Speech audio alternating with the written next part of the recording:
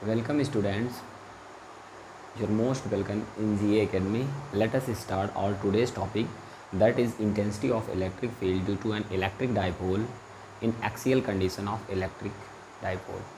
Okay तो आज हम लोग सीखेंगे कि किसी भी इलेक्ट्रिक डाइपोल की वजह से जो इंटेंसिटी ऑफ इलेक्ट्रिक फील्ड होती है एक्सियल कंडीशन में वो कितनी होती है।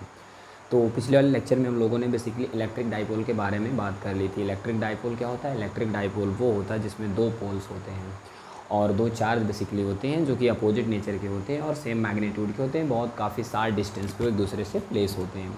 तो आज फ़िलहाल हम लोग सीखेंगे कि उसी इलेक्ट्रिक डाइपोल की वजह से एक्सियल कंडीशन में इंटेंसिटी ऑफ इलेक्ट्रिक फील्ड क्या होगी। तो थोड़ा सा हम इसके बारे में बात कर लेते हैं। तो सबसे पहले हमारी हेडिंग होगी इंटेंसिटी ऑफ, क्या होगी? Intensity of electric field, intensity of electric field, electric field, electric field due to an electric dipole, an electric dipole, electric dipole in axial condition, in axial condition, condition. तो topic को हम लोग थोड़ा सा पहले identify करते हैं, चीज़ों को कैसे कैसे क्या करना है। तो हम लोग बेसिकली जानते हैं कि इलेक्ट्रिक डाइपोल कुछ नहीं होता है, एक सिस्टम होता है जिसमें दो चार्ज होते हैं, एक चार्ज माइनस क्यू और एक चार्ज प्लस क्यू। वो बहुत शार्ट डिस्टेंस पे होते हैं, एक चार्ज यहाँ और एक चार्ज यहाँ। और ये जो शार्ट डिस्टेंस है, मैं मान रहा हूँ कि पॉइंट ए पे माइनस क्यू चार्ज और पॉइंट बी पे प्लस क्यू चार्ज है और इनका जो मिड पॉइंट है वो एम है। तो इनके बीच की जो डिस्टेंस होती है हम 2l से दिखाते हैं। इट मीन्स ये एल इतना इधर हो जाएगा, इतना एल ये हो जाएगा और ये भी क्या हो जाएगा? एल हो जाएगा। तो दैट इज़ 2l, एल और एल मिलके हो जाएगा 2l। तो मेरा क्या कहना, हमने मान लिया कि ए भी एक इलेक्ट्रिक डाइपोल है और इलेक्ट्रिक डाइपोल के चार्जेस माइनस क्यू और प्लस क्यू बेसिकली होती है, उनकी शार्ट डिस्टेंस जो होती है वो 2l है, इनका मिड पॉइंट इलेक्ट्रिक डाइपोल का m है। तो हमको इस पर्टिकुलर पॉइंट पे, किस पर्टिकुलर पॉइंट पे, इनकी एक्सियल कंडीशन में इस पर्टिकुलर पॉइंट P पे इंटेंसिटी ऑफ इलेक्ट्रिक फील्ड निकालनी है। Okay fine. तो इस पॉइंट पे P की हमें इंटेंसिटी ऑफ इलेक्ट्रिक फील्ड निकालनी है और यहाँ हम लोग ये जूम कर रहे हैं कि इस पॉइंट से ये डिस्टेंस r है, मतलब इलेक्ट्रिक डाइपोल के मिड पॉइंट से r डिस्टेंस पे हमें इंटेंसिटी ऑफ इलेक्ट्रिक फील्ड जो है बतानी है कि क्या होगा। तो बहुत हम लोग इसके बारे में जानते ही हैं कि जो इंटेंसिटी ऑफ इलेक्ट्रिक फील्ड होती है वो पॉजिटिव चार्ज से दूर की तरफ होती है, उससे अवे होती है और नेगेटिव चार्ज की तरफ होती है। तो अगर हम बात करें इलेक्ट्रिक डाइपोल जिसके चार्ज माइनस क्यू और प्लस क्यू है, जो कि बहुत शार्ट डिस्टेंस 2l पे रखा है, उसके mid point I mean m से हमें पॉइंट P पे इंटेंसिटी ऑफ इलेक्ट्रिक फील्ड निकालनी है, जो कि लोकेट है पॉइंट m से, हमने डायरेक्टली लोकेट किया है r डिस्टेंस पे पॉइंट P पे हमें net intensity of electric field find out करनी है। तो हम जानते हैं कि अगर कोई चार्ज प्लस क्यू है तो प्लस क्यू बेसिकली अपोज करता है पॉजिटिव टेस्ट चार्ज का, मीन्स इसकी वजह से किसी भी पॉइंट पे इंटेंसिटी ऑफ इलेक्ट्रिक फील्ड इन दोनों को ज्वाइन करने वाली लाइन के अपोजिट होगा, आई मीन इससे अवे होगा। तो प्लस क्यू है तो ये BP जो ये लाइन ज्वाइन करेगी इनको इससे दूर होगा, तो मैंने मान लिया दिस इज़ E1। ओके, तो अगर हम बात करें माइनस क्यू की वजह से, तो माइनस क्यू की वजह से आप देख रहे हो ये माइनस क्यू है तो ये अट्रैक्ट करता है पॉजिटिव टेस्ट चार्ज को। इस पॉइंट पे ऐसा हम समझेंगे अगर पॉजिटिव टेस्ट चार्ज रखे तो माइनस क्यू अट्रैक्ट करेगा, मतलब इंटेंसिटी ऑफ इलेक्ट्रिक फील्ड इस डायरेक्शन में हो जाएगी, दैट इज़ E2। पॉजिटिव की वजह से away from the point charge होती है और नेगेटिव की वजह से टुवार्ड द नेगेटिव चार्ज होती है। तो हमें ये सारी बातें ऑलरेडी क्लियर्ड हैं प्रीवियस सारे नॉलेज हमारे। तो अगर हम लोग इस बारे में कंफर्म हो गए हैं कि हाँ भैया ये एक इलेक्ट्रिक डाइपोल जिसके charges minus Q plus Q हैं, वो बहुत शार्ट डिस्टेंस 2l पे रखे हैं। इलेक्ट्रिक डाइपोल के जो चार्जेस होते हैं बहुत कम डिस्टेंस पे होते हैं, 2l डिस्टेंस पे, तो l ये हो गए। और उसके मिड पॉइंट से r डिस्टेंस पे पॉइंट P है जिस पे हमें इंटेंसिटी ऑफ इलेक्ट्रिक फील्ड निकालनी है। और इस पॉइंट P पे दो चार्जेस की वजह से इंटेंसिटी ऑफ इलेक्ट्रिक फील्ड होगी, जो उनका रिजल्टेंट होगा वही हमारी net intensity of electric field होगी। तो जो प्लस क्यू है इसकी वजह से इंटेंसिटी इस डायरेक्शन में होगी और माइनस क्यू की वजह से इंटेंसिटी इस डायरेक्शन में होगी। आप यहाँ छोटा सा एक चीज़ देख रहे होंगे क्या, कि मैंने E2 वाली लाइन 60 बनाई, E1 वाली ज़्यादा बड़ी बनाई है। क्यों? क्योंकि आप जान रहे हो Q जो है B से P की डिस्टेंस कम है जबकि A से P की डिस्टेंस ज़्यादा है। तो दिस इज़ वाई जो हमारा ये डिस्टेंस ज़्यादा होने की वजह से इंटेंसिटी कम रह जाएगी जबकि इसकी वजह से इंटेंसिटी ज़्यादा होगी। तो आप इसको आप स्पेशली एक बार ड्रा कर लीजिए। इसमें सबसे इम्पॉर्टेंट क्या है कि ये डिस्टेंस बताना कि B से P की डिस्टेंस क्या है और A से P की डिस्टेंस क्या है। तो फिलहाल हम लोग इस बार में पहले डिस्टेंसेस निकालेंगे। तो देखिए अगर हम बात करें AP की, तो AP के बारे में हम लिख सकते हैं AP can be written as AM plus MP। Okay. और हमें ए एम पता, that is L plus R. Okay, तो फाइनली ए पी क्या हो गया, A P is R plus L हो गया। L plus R plus L एक ही बात है, सिंग ऐसे लिख दिया हमने। और अगर हम बात कर लें यहाँ पे बी पी की, तो आप जान रहे हो कि बी पी क्या हो जाएगा। तो आप जानते हो B P can be written as, B P can be written as M P minus M B, then this is R minus L. तो हमें ये डिस्टेंसेस पता चल चुकी कि यहाँ से इसकी डिस्टेंस कितनी है और इसकी डिस्टेंस कितनी है। ओके, तो अब अगर हम बेसिकली कहें कि E1 कितना होगा, तो E1 प्लस क्यू की वजह से होगा, तो हम लिखेंगे intensity due to plus Q, intensity due to plus Q at P, that is E1 is equal to 1/4πε0 Q upon, अब ये डिस्टेंस BP का स्क्वायर हो जाएगा और इसकी जो डायरेक्शन हो जाएगी वो क्या हो जाएगी, B टू P। मैं ऐसे बना दे रहा हूँ, आप समझ जाना, मतलब direction from B to P। Okay, और अगर हम बात करें E2 की,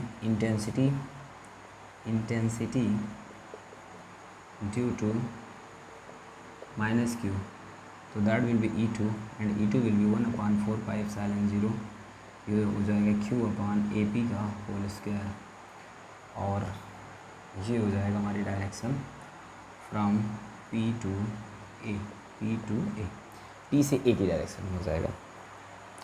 तो इस पॉइंट P पे जो हमारी net intensity of electric field हो जाएगी वो कितनी हो जाएगी, आप कहोगे सर सिंपल सा तो कॉन्सेप्ट है, पॉइंट P पे एक इंटेंसिटी इस डायरेक्शन में, एक इस डायरेक्शन में, तो जो नेट इंटेंसिटी हो जाएगी वो बड़ी वाली में से छोटी घटा दीजिए। वेक्टर कॉन्सेप्ट से भी कर सकते हैं हम, दो वेक्टर्स हैं जो कि 180 डिग्री पे प्लेस है, तो अगर दो वेक्टर्स 180 डिग्री पे प्लेस होते हैं तो क्या होता है ऐसे केसेस में हम बेसिकली करते हैं इसके मैग्नीट्यूड से हम इतना सब्सट्रैक्ट कर दें तो हमें पता चल जाएगा, क्योंकि ये ज़्यादा और ये कम है तो डायरेक्शन तो इधर ही आनी है, कंफर्म हो गया।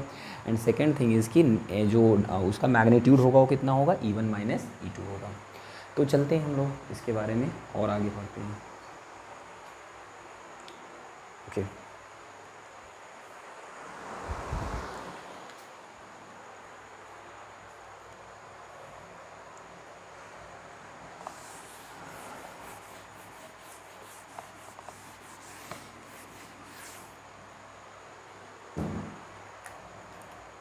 तो E is equal to E1 minus E2। Okay, तो E is equal to E1 की वैल्यू हम रख देते हैं 1/4πε0, this is Q upon R minus L का whole square minus 1/4πε0 Q upon R plus L का होल स्क्वायर। तो E will be equal to Q/4πε0, हम कॉमन ले लेते हैं, बोथ में है ये दोनों चीज़ें, तो ये फाइनली कितना हो जाएगा, this will be 1/r minus L whole square minus 1/r plus L का होल स्क्वायर। छोटी सी मैथमेटिक्स लगा देनी है हमें, इसका एलसीएम लेना है, इससे डिवाइड करेंगे तो ये आएगा, इससे डिवाइड करेंगे तो ये आएगा एलसीएम बेसिकली, और डायरेक्टली हम कह रहे हैं इसको यहाँ मल्टीप्लाई किया, इसको यहाँ किया, इसका इसमें कर दिया, तो ईजिली हो जाएगा Q/4πε0, ये हो जाएगा R प्लस एल का whole square minus R minus L का होल स्क्वायर, नीचे हो जाएगा R माइनस एल का whole square into R plus L का होल स्क्वायर। ओके, तो अगर हम और आगे बात करें तो क्या हो जाएगा, आप बताओ, E will be equal to Q/4πε0, आप बाहर ही रहने दो और अंदर थोड़ा सा हम सॉल्व कर लेते हैं, तो ये हो जाएगा R square plus L square plus 2RL minus R square minus L, sorry plus L square minus 2RL। Okay, ये आप ब्रैकेट में लिख सकते हो अपान, देखिए ये R minus R plus L तो बोथ का मल्टीप्लाई है यहाँ पे बेसिकली, तो ये हो जाएगा R माइनस एल और यहाँ हो जाएगा R प्लस एल, अब इसका स्क्वायर हो जाएगा। ठीक है, चलिए इसको हमने स्क्वायर ब्रैकेट लगा दिया, तो आप नोट करिए, देन हम आगे बढ़ते हैं। ओके, इसको मिटाते हैं।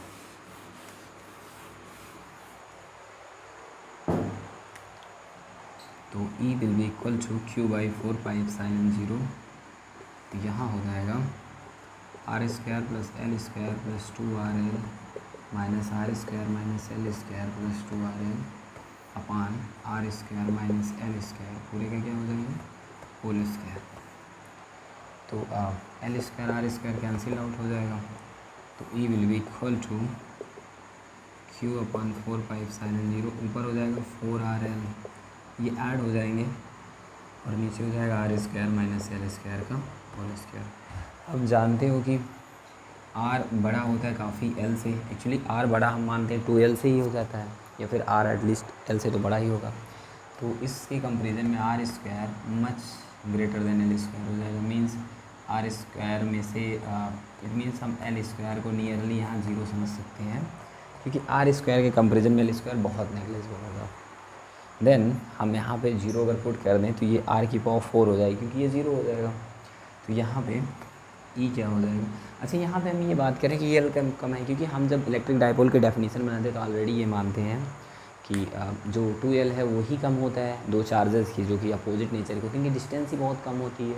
एक्चुअली ये बॉन्ड लेंथ के अप्रॉक्स अगर हम ले मान लीजिए Cl का मान लीजिए, तो पोलर मान लीजिए, तो HCl के बॉन्ड लेंथ कितनी होती है, और उसका भी मिड इनडायरेक्टली अगर हम समझ रहे हैं तो ऑफ कोर्स एंगस्ट्रॉम के रेंज में या फिर किसी और रेंज में तो ये बहुत कम होगा 2L, और L तो उससे भी हाफ हो जाएगा। एंड L स्क्वायर तो अगर हम 0 से कम किसी भी नंबर को लें उसका स्क्वायर करें तो वो बेसिकली छोटा ही हो जाता है उससे भी। तो this is why I am taking here L square as 0। तो E will be equal to Q into 4RL upon 4πε0, यहाँ हो जाएगा R की पावर 4। तो थोड़ा सा हमें और करना है यहाँ पे जादू। क्या करना देखिए, तो क्या करना बस ये आपका कंप्लीट होने वाला है। तो E will be here, E will B Q into 2L ऐसे हमने लिख दिया इसको, एंड यहाँ मैंने 2R लिख दिया। अभी कट जाएगा R से ये, this will be 4πε0, this is R की पावर 4। एक R से कट गया। तो Q इंटू 2L बता चुके हैं हम पीछे क्या होता था। Q इंटू 2L बताइए आप। Q इंटू 2L होता है electric dipole moment that is P। इसकी डायरेक्शन भी मैंने बताया था, फ्रॉम -Q टू +Q। तो ये हो जाएगा P इंटू 2, R से R कैंसिल हो गया फी 4πε0 R का Q। तो इसको बेसिकली अच्छे से लिख देते हैं 1/4πε0 2P/RQ। ठीक है।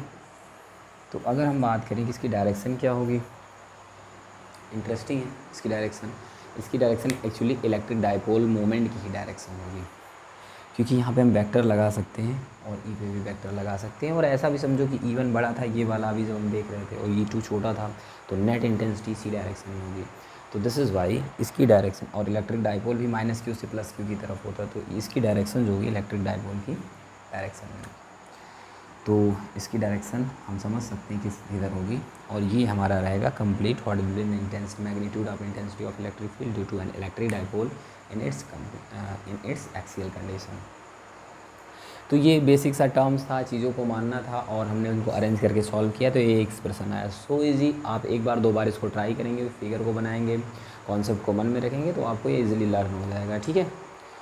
तो thank you for watching. Next वाले में हम लोग करेंगे intensity of electric field due to an electric dipole in non axial condition. मतलब उसमें जो पॉइंट रहेगा जिसमें हमें इंटेंसिटी ऑफ इलेक्ट्रिक फील्ड निकालनी रहेगी, वो एक्सिस पे कहीं पे भी लाई नहीं करेगा, या तो एक्सिस के एबव होगा या तो बिलो होगा। उसमें एक इजी सा पहले केस लेंगे हम लोग कि उसके मिड पॉइंट से एकदम स्ट्रेट परपेंडिकुलर, और एक बार थोड़ा सा केस अलग लेंगे जब किसी एंगल पे हो उससे। तो उनको हम डिस्कस करेंगे आगे चल के, जो कि दो काफ़ी इंपॉर्टेंट टॉपिक होते हैं अपने आप में। Okay, thank you for watching.